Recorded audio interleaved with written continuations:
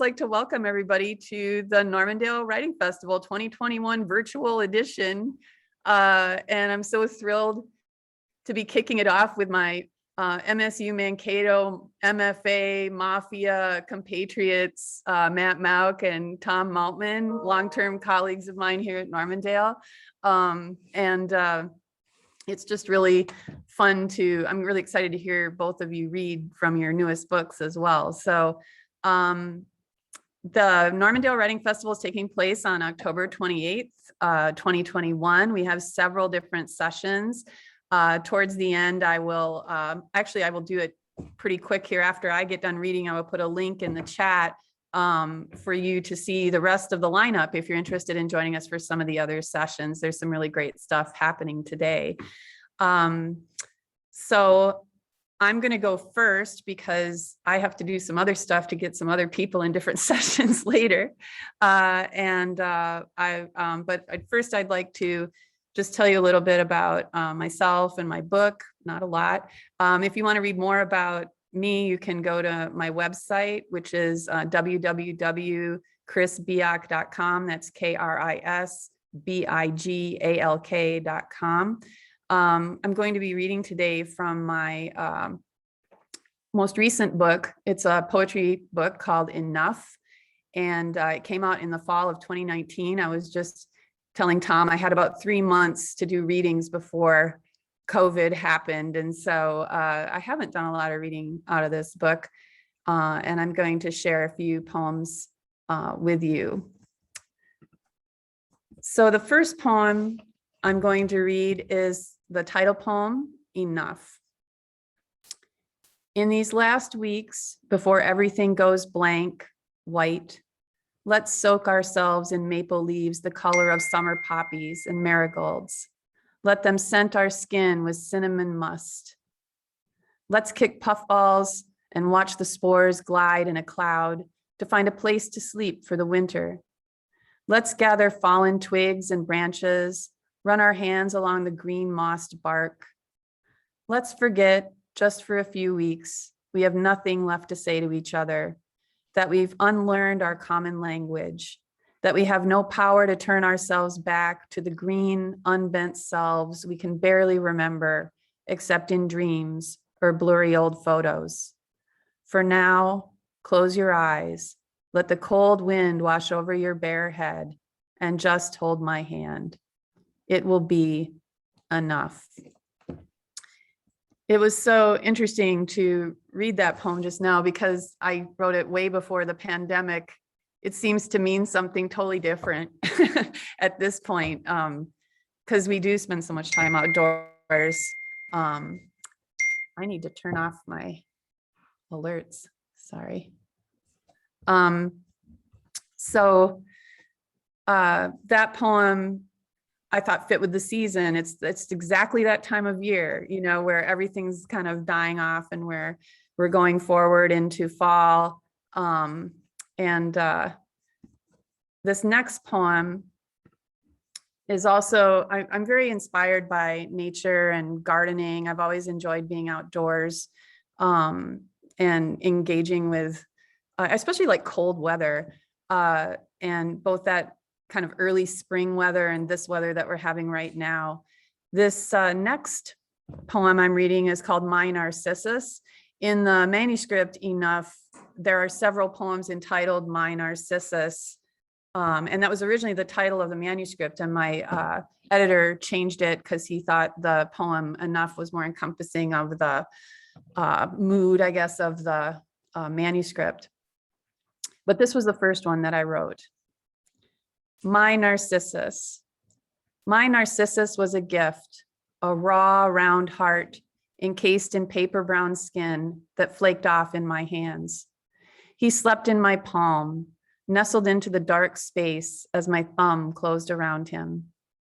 After I put him into his bed, covered with cold earth, I waited, and he opened his fist, reached up through the soil with his 3-fingered hand. You know the rest of the story, how he became lost in himself, drowned in his idea of himself. All that's left now is his withered body, cut off, turning to dirt, the snow slowly burying him. But his heart, the one I loved first, beats underground. So the other thing I've done over the years is I've written poems for several holidays. And I wouldn't say they're like celebratory poems of the holidays. They're just kind of situated around the holiday. This is my Thanksgiving poem, kind of looking forward to the end of next month. Dawn, Thanksgiving Day. Clouds cover most of the stars, though Libra straddles the half moon behind a gray wisp curtain, and Scorpio grasps at the gibbous with his claws. The creep of atmosphere gradual as a thickening cataract, until the blindness seems like it's always been there, a speck that grows to a spot, slowly collects into a frost pattern, edging the window glass like a frame. The clouds pink, then blanch, snow soon, its breath invisible, a heavy, clean scent. One chickadee at the feeder, trees deserted of leaves, save for a sloppy squirrel nest.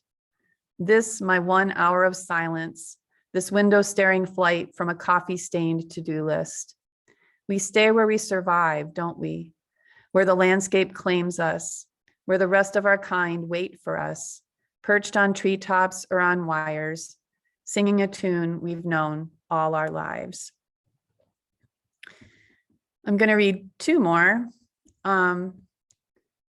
This one, I was thrilled that it appeared in a Poetry City USA edition. Matt Mauch, one of my co-readers, runs that magazine, and I was really excited to see this poem. This poem was actually originally considered a companion poem to another poem, and when they published it by itself, it made me realize that it could actually stand alone.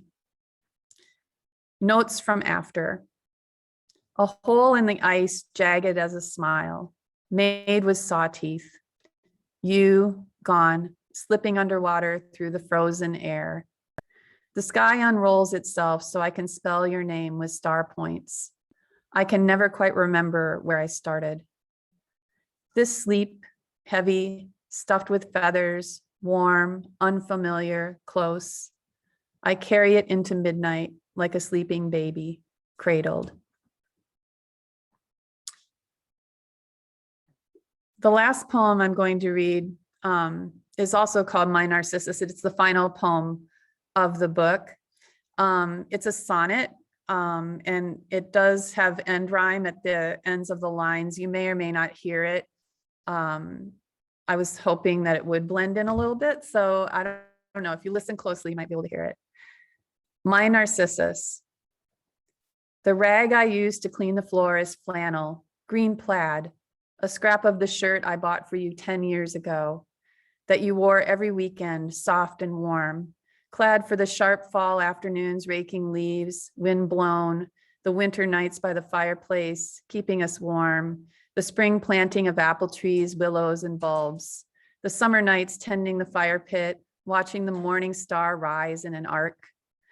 That shirt held the sweet smell of smoke, and even now, as I scrub, the scent of charcoal, burnt, rises out of the soapy rag. And I wonder if you ever think about the parts of you that got lost, if what you prize has changed since we last spoke. Whether scent or stink, the cloth sticks to my thoughts, reminds me of the old you, whose lonely offices brought me joy, who never knew. All right, well, thank you very much for listening to my poems. What'd you guys decide about who's going next? Oh, it's the Brady Bunch. I'm going to go next, so I'm up next. All right, thanks a lot, everybody. And I'm going to mute my video, but I am listening.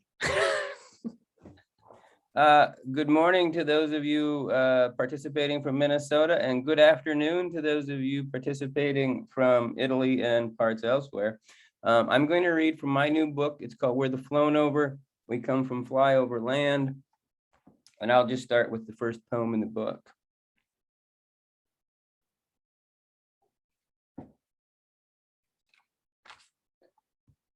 Turning 30 or 40 or 50, etc., isn't why I'm still afraid of the dark, of night.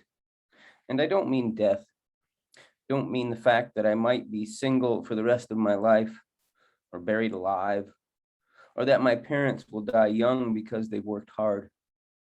What I'm scared of is a street, a small town that boasts nobody has ever been murdered here, of walking from the hotel after a bad interview, after midnight, getting lost in an April in Nebraska when a storm kicks up and the lights go out, and I'm where I knew I'd be too soon, thinking that I can't remember how old my brother is, or his number, or my sister's, or anyone's, and one wrong step will trip me over the curb, when standing still is safest. That's the dark I mean. So that's the first poem that opens my book. I'm reading today from my office with an empty bookshelf behind me. This is a new office that was given to us in a redesign that occurred over the pandemic. So I haven't been in my office. I've been teaching online. So that's why I'm trying to adjust the lighting and everything else, and I have an empty bookshelf.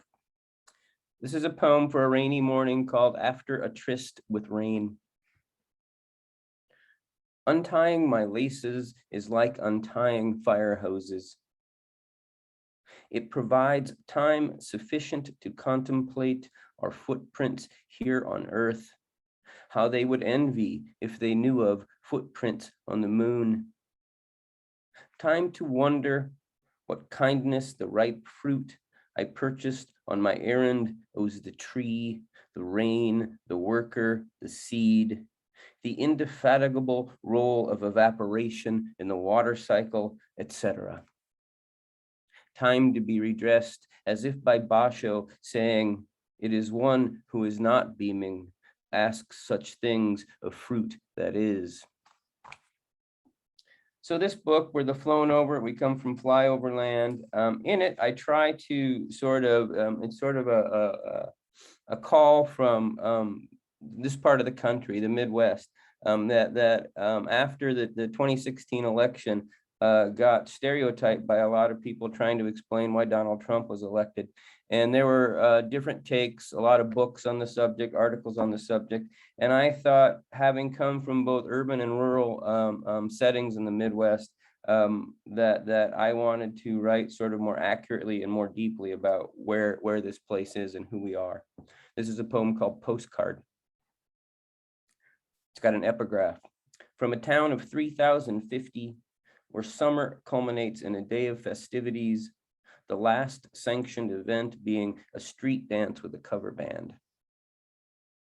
This noon, as every noon, the steeple bells of the 8 denominations that we've settled into, like particulate, ring all at once.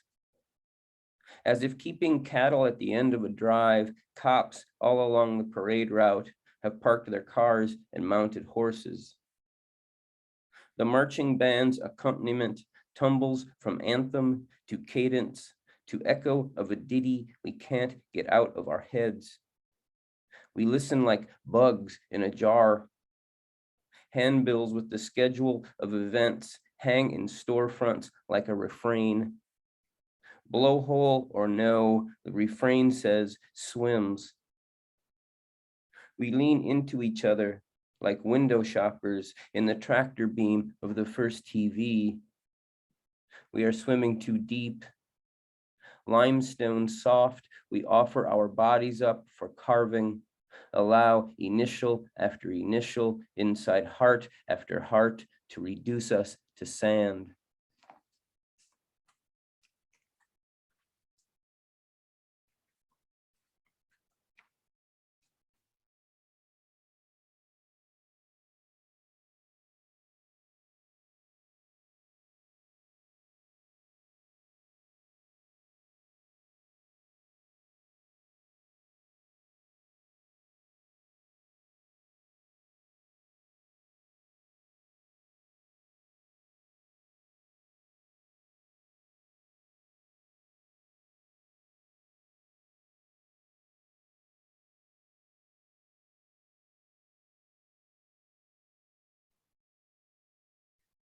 Chris, I think, oh, here he is. He's back now. Okay, now he's back. Now you just need volume, Matt. Technology, I'm back. I reach for my shoes. A reflective yellow center line splits the hemispheres in my cranium. Mid-reach, I become a frieze on a temple to a god of luck. This is during the transfer of momentum to the bodies. This is when a wave carries from my skull to the intersection, then back. This is my belief for 3 full seconds in escaping souls. This is road paint, swallowing stop and go lights. It is the distillation of scream to sing. I think I'll read 2 more poems here, and then we'll pass it on to Tom.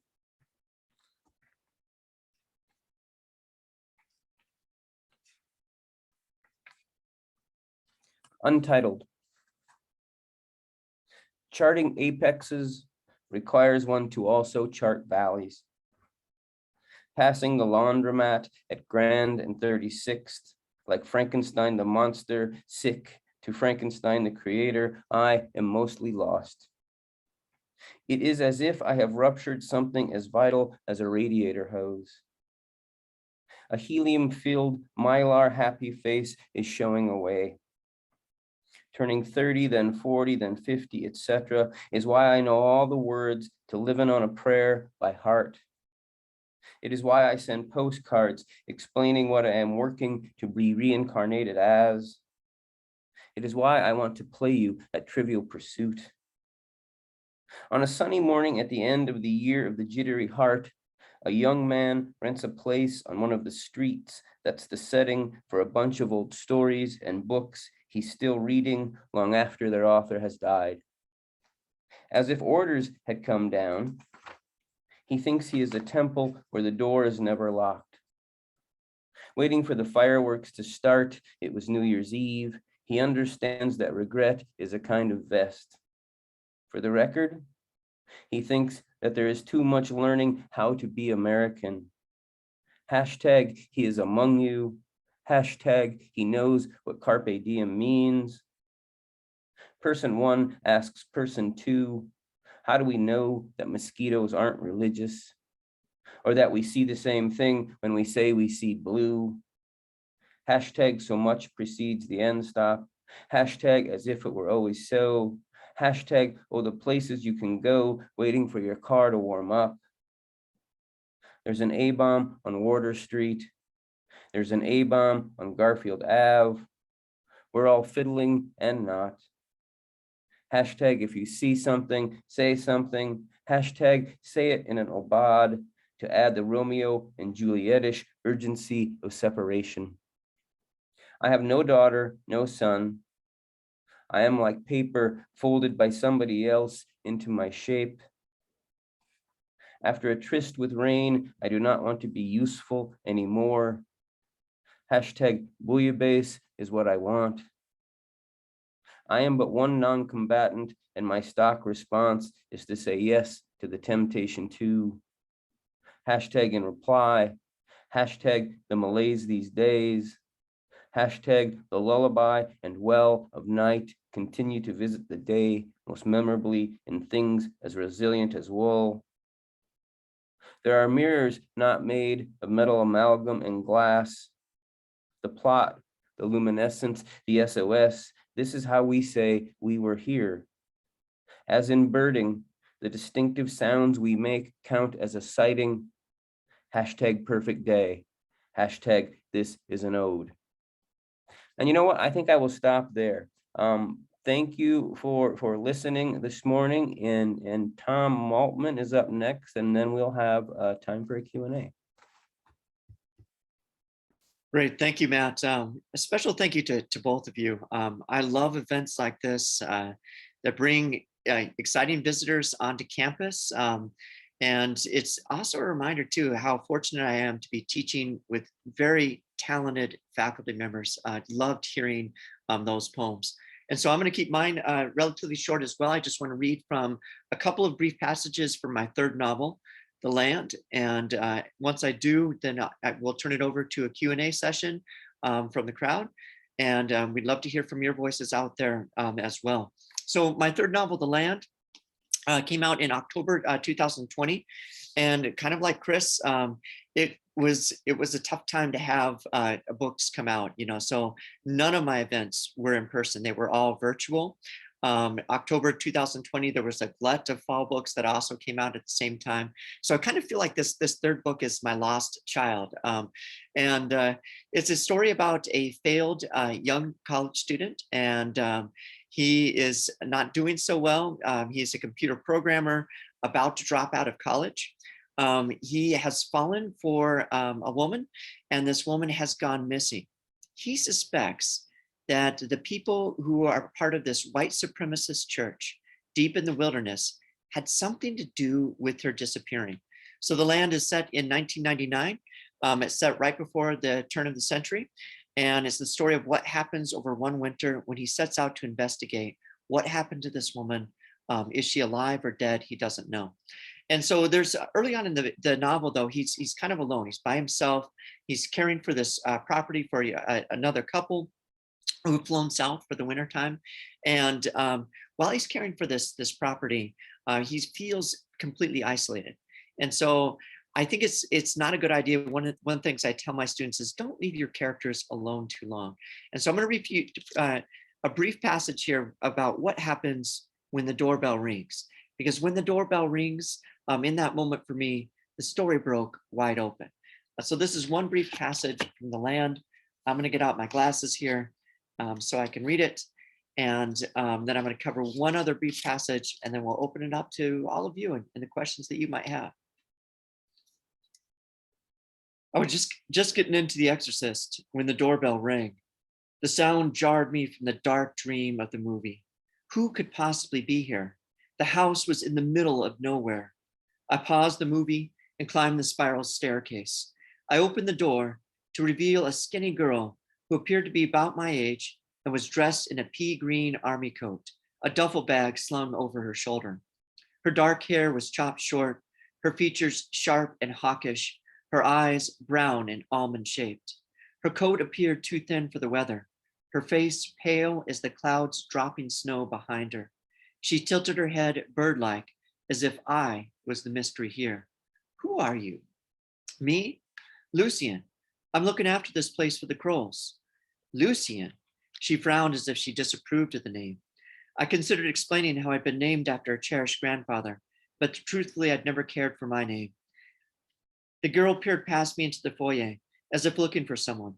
Where are my parents? Parents? Neither Kroll had mentioned any daughter. Rambling through the house, I'd seen no pictures of this girl, no toys or dolls or any sort of evidence that any child ever lived here. She hugged herself with her arms and let out an exasperated sigh. Her lips had a bluish cast from the cold. Listen, I don't know who you are. Her tongue darted out to touch her lips, and her eyes locked on mine as if she had made some vital determination. Without another word, she pushed past me, tracking snow into the foyer. I snagged her by the elbow. Hey, I said, I didn't say you could come in. The girl looked thin and bony, but she shook out of my grip, dropped her duffel, and jabbed one finger right in the center of my chest. She smelled like she hadn't bathed in a month, a musky animal odor overwhelming in tight quarters. What have you done with my mom and dad? She said, advancing on me until she had me backed against the wall. They're in Texas, I told her, still not sure what to believe. I squeezed past her to the open door, taking one fresh gulp of cold air before shutting it and turning back to her. South Padre Island, at least until March or April. I'm caring for the house and the dog while they're gone. Kaiser, she said, her nose twitching, and they're gone all winter? She made it sound like they had never done it before, which had not been my impression. They couldn't wait to escape the cold. She quirked one thin eyebrow, as if she knew there was more to it. I hadn't mentioned any of the Y2K talk. I considered it vaguely reassuring that she knew the name of the dog. They'll be back when the snow melts, I continued. If the world doesn't end on December 31st, I didn't add. And you're in contact with them? I massaged my sore hip, which ached from the cold the girl had brought into the room with her. I have their number in case something goes wrong, such as a stranger forcing her way into the house. Are you hurt? It's nothing. So you're their daughter. You think they would have mentioned something like that? She spread out her hands, palms up. Why would they? We've been estranged. She lingered on that word, her small, sharp face tightening at some unpleasant memory. They wouldn't expect me to come home for the holidays. There aren't any pictures of you anywhere, I said. Not a single room bore any girlish trace, like a stuffed bear or pink quilt. But then again, she didn't seem the girlish type. Thanksgiving was little more than a week away. How long was she planning to stay? I resented this intrusion on my peace. We aren't on speaking terms. My dad wiped his hands at me. She made a gesture, a flat slapping sound as her palms came together. I could picture Mr. Kroll doing the same. I'll call them, I said. They'll want to know you're here. She shook her head, her brown eyes huge and pleading. Don't, she said. So that's the moment when a character named Arwen enters the story. And I wasn't expecting her to appear. And when she did, she kind of breaks the story, the novel wide open. And she became one of my favorite characters in the book. And so if you get stuck on a story, what I'd always advise is have the doorbell ring. This is just a real brief passage here. So in this moment here, he's flashing back to the woman who's disappeared, the woman who's vanished, as she describes this property where she lived with other people. Here it is, and her name is Mara. I never slept easy there, Mara told me one rainy night when the bank was largely empty of customers. When she talked about the land, a steep slash of hillside where Airstream and Scotty trailers squatted amid the jack pines, the foundations propped on hewn logs to keep them from sliding downhill. Her eyes grew distant, as though the place spread out right before her. When it got stormy, rivers of mud ran under the foundation. The trailer swayed like a ship at sea. I could feel it shifting. Those nights I dreamed of it giving way in a rush of water, saw us sliding down through the pines all the way to the Wind River. I always woke before we went over the falls. Sounds awful, I said. He'll take us back there one day, Sarah and me.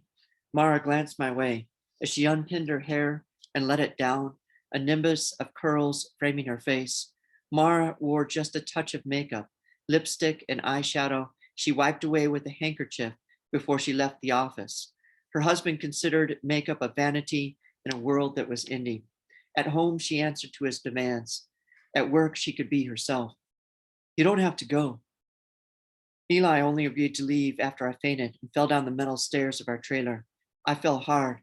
I was pregnant with Sarah at the time, both of us so scared we were going to lose her. Mara dropped her gaze. Pregnancy does crazy things to my blood pressure. The doctor put me on bed rest. We moved to town, got the apartment for the baby's sake so we'd be close to the hospital. But now that Sarah's getting older, he'll take us back. I love these stories, loved watching her face while she told them. But you don't want to go, right? I knew that Elijah wanted her there so he could control her, maybe even force her to quit her job.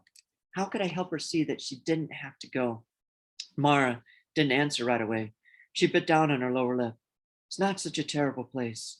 When we first lived there, Eli had just gotten out. No one would hire him, not with his record.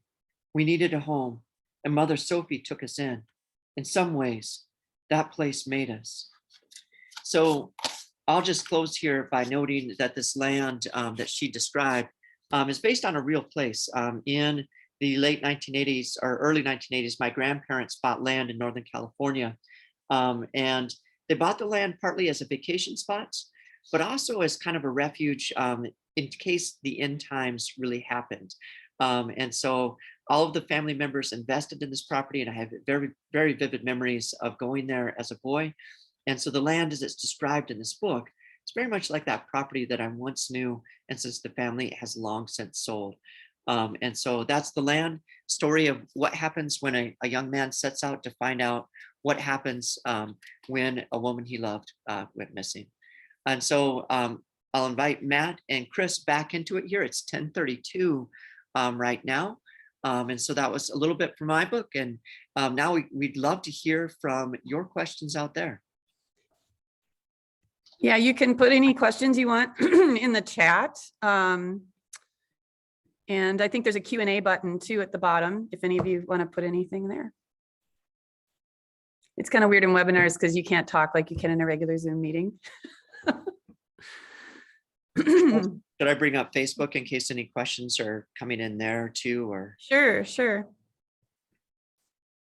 Oh, do you want to share the screen? Oh, you're going to look.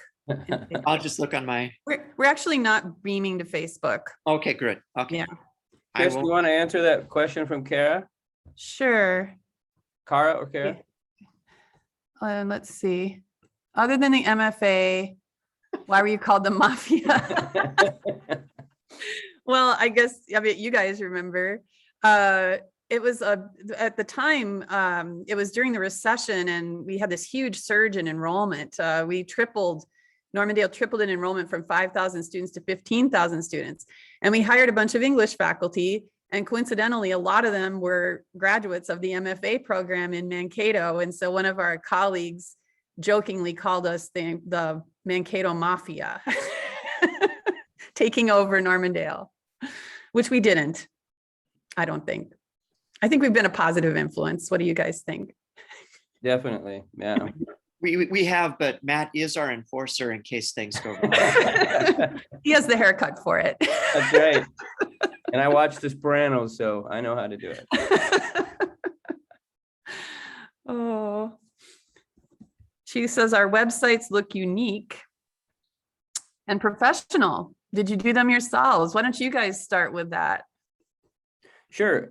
Yes, I did do it myself. I looked at various platforms out there and found one that's relatively simple to use. It's click and drag stuff, and you find a template, but it still gives you enough freedom to add your own sort of personal influence and design. Yeah, it's actually kind of fun to do, but what you want to make sure when you're designing a website is to make sure that it's pretty static so that you don't have to keep updating it all the time, which I have found over time. It's more like a calling card than anything else. Yeah, I would add to what Matt was saying right there that I was inspired by a certain colleague named Kris Bigalk, who made her own website as well. And I thought she kind of showed me some templates on WordPress, and I thought, okay, well, I could do it, and then I don't have to pay somebody else $1,000 to put that website up. And so I know that before my book came out in October, my last one in October 2020, I asked my publicist, should I make a more professional website? And what she said to me, and I think it's valuable advice for any writer out there, is that your website is just a landing place for readers, and it just needs to convey the essential information, what books you have and where readers can find them. And if you can do that, then you've got something good going on. So that's how my website came about. It looks like Kris might have had to leave early in order to get ready for the next panels. And so we'd be happy to take any other questions that are coming in too. It looks like in the Q&A, I can see, Matt, I want to say goodbye, everybody. I'm going to say Mukta set up for her next session. So please keep talking to Matt and Tom. It's been wonderful to have you here today. Thank you. Thank you, Kris. Matt, it looks like we have one in the Q&A that just popped up now from Kaylin. How did each of you find motivation to write during COVID, and has it affected your writing? Want to go ahead? Sure. I would say that if anything, the pandemic really kind of showed me again just how much the world needs stories, that the world needs our stories and our poems more than ever. And I don't know about the rest of you out there watching, but I had some really vivid dreams during the pandemic. I thought it was like kind of a time of fever dreams. And so if anything, it redoubled my need to get writing time done. And sometimes that time in the morning, before I even checked the news, because the news that was full of bad news, I would make sure that I never looked at anything online. I would go right to the computer or right to my notebooks, very first thing in the morning. That was oftentimes the best part of my day, is doing writing. And I would say it doubled, my need to write and to tell stories. This is what we are made for. And the pandemic definitely reminded me of that.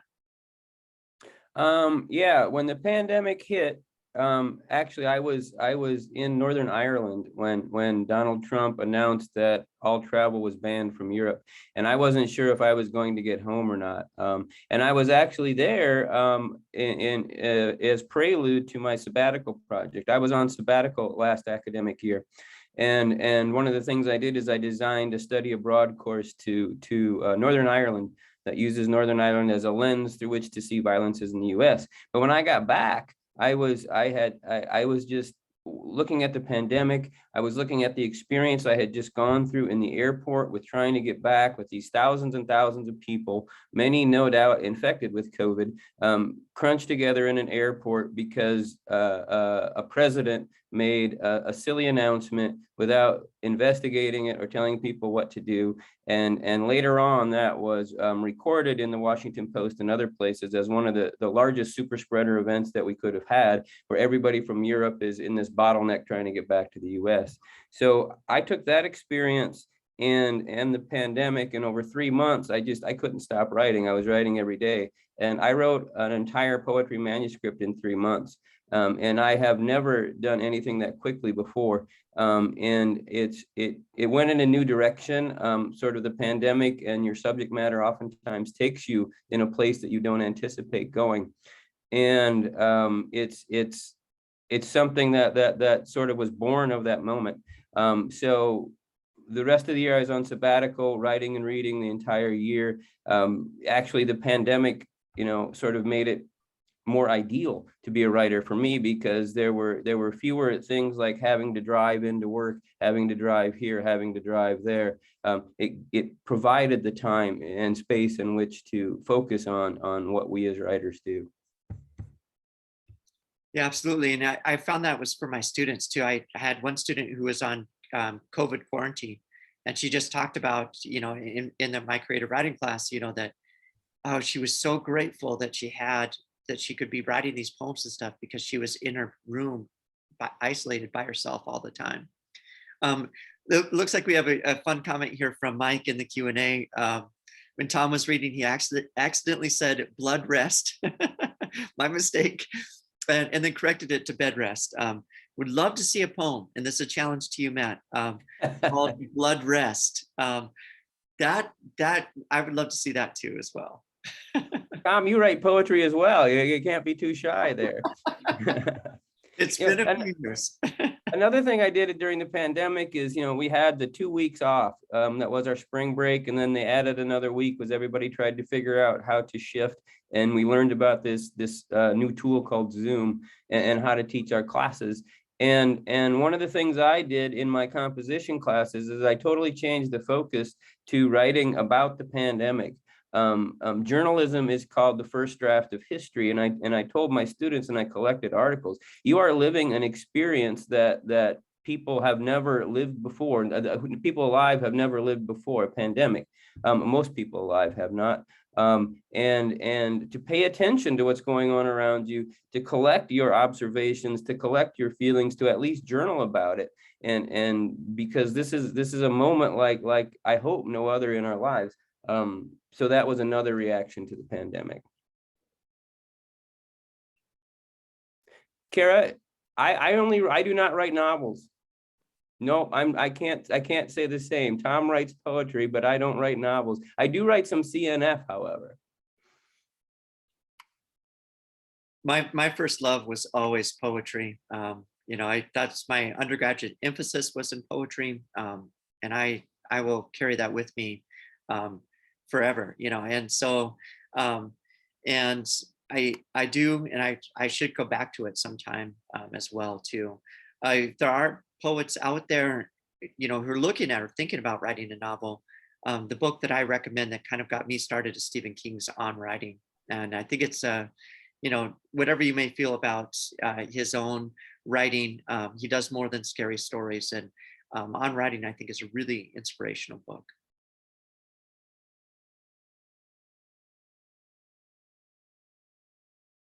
Any other questions?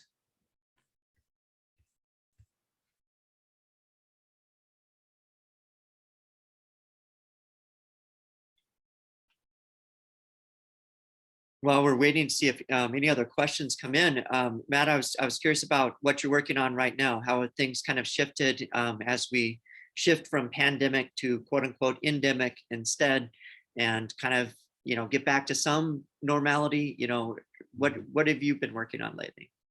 I've gotten back to sort of my standard practice during a semester, which is, and this is I practice what I preach. I always tell my students that you have to put in the work. You have to treat writing as work. You have to sit down and you have to do it. So I make sure I'm not generally a morning person, but I have found that I am most satisfied with about everything in life if I get up early in the morning, which for me is not early for as morning people, but I get up early for me, and I write every day. I work on my writing every day. Doesn't mean I write new stuff, but I spend at least an hour working on something, if not more, to make sure that I'm keeping my practice up. So I've gone back to that sort of standard in semester kind of work that I've been doing. How about you, Tom? Yeah, absolutely. You know, it just, I think that discipline is not a fun word to talk about, but it is one of the most important parts of any kind of writing, you know. And so I definitely have, I'm lucky right now to be on sabbatical. And so that gives me a little bit more time to write right now. And I've been doing a couple of different things. I have one novel that's set during the pandemic, kind of like what Matt is talking about. And you know, I really wanted to write and kind of try and capture the times that we were living in. And then I wrote over summer something that was brand new, a novel about Bigfoot. And it's a middle grade novel, a children's novel.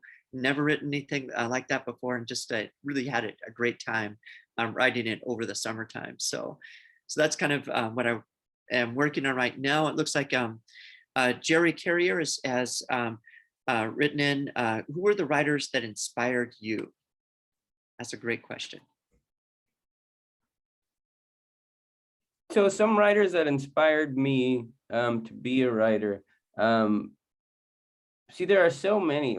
I've always been wary of influences. I've always been wary of being over influenced. I remember a couple of my classmates in grad school who would be attracted to a particular writer, a particular poet, and read that poet. And then when you read their work, you could see that model of theirs seeping through their own work.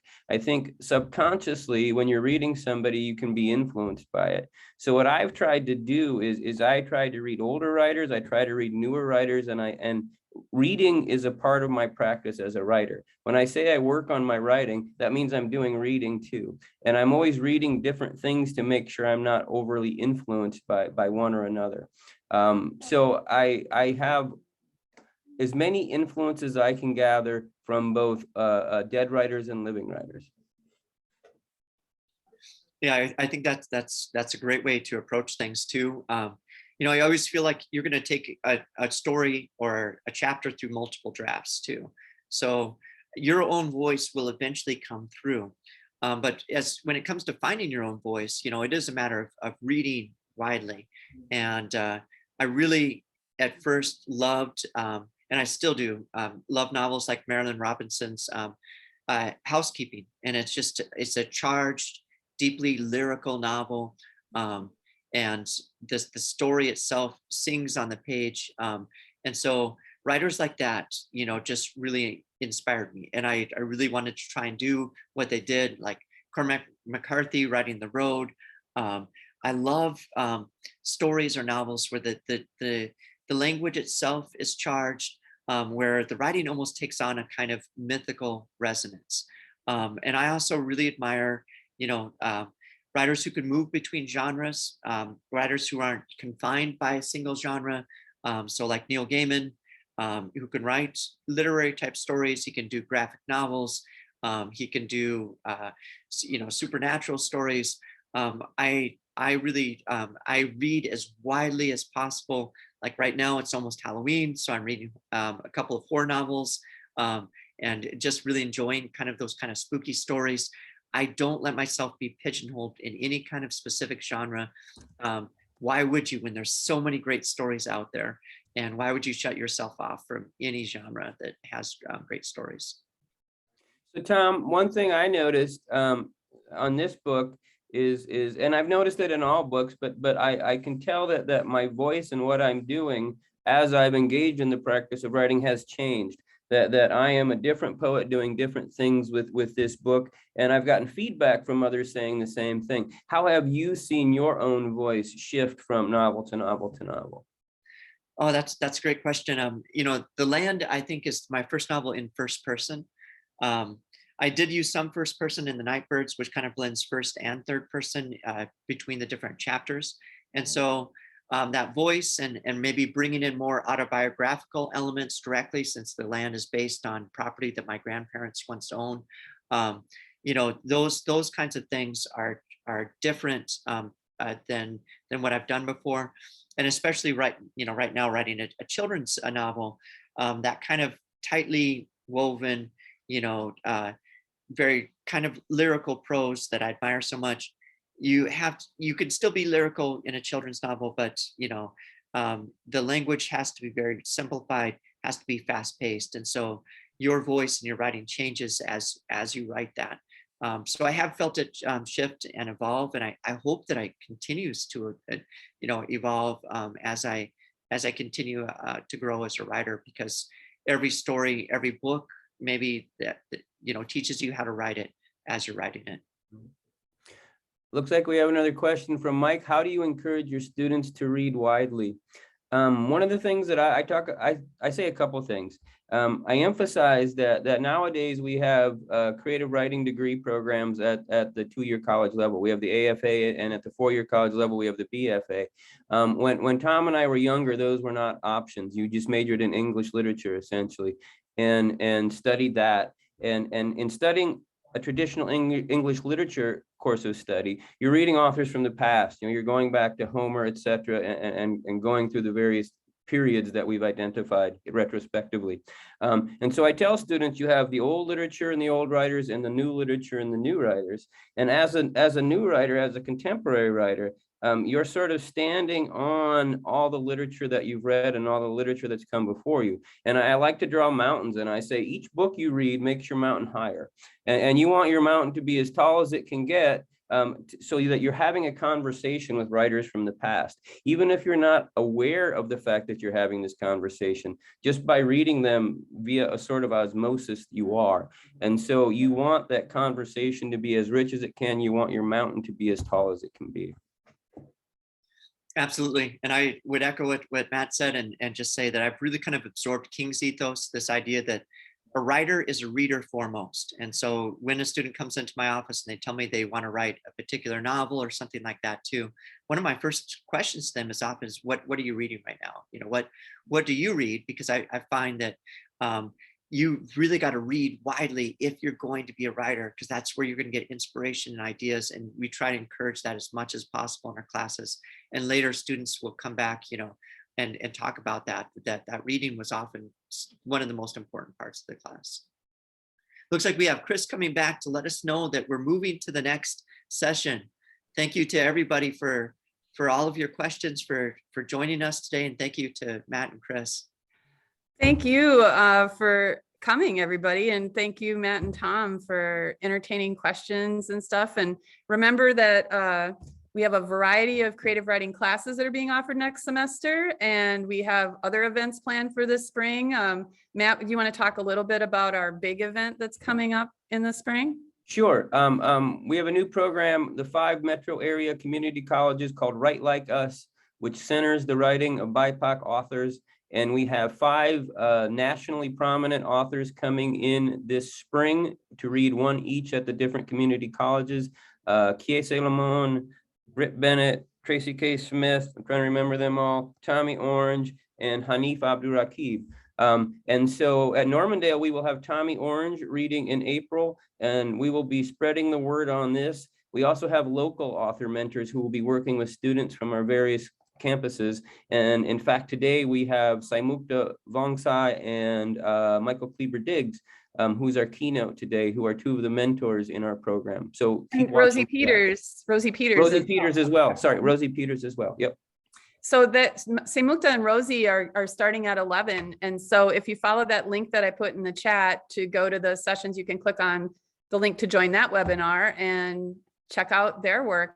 and they're going to talk about what it's like to try to juggle real life and a writing life, which I think all of us struggle with at times. So I think you'll really enjoy that session too. Thanks again for coming, everybody. Thank you. Bye.